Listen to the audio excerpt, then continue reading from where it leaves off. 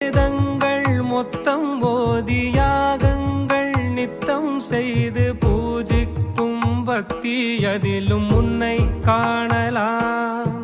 பசி என்று தன் முன் வந்து கையேந்தி கேட்கும் போது தன் உணவை தந்தால் கூட உன்னை காணலாம். உன்னை காண பல கோடி இங்கு வாரி இறைக்கிறார்கள்.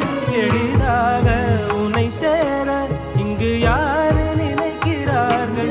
அலங்காரம் அதில் நீ இல்லை, அகங்கார மனதில் இல்லை.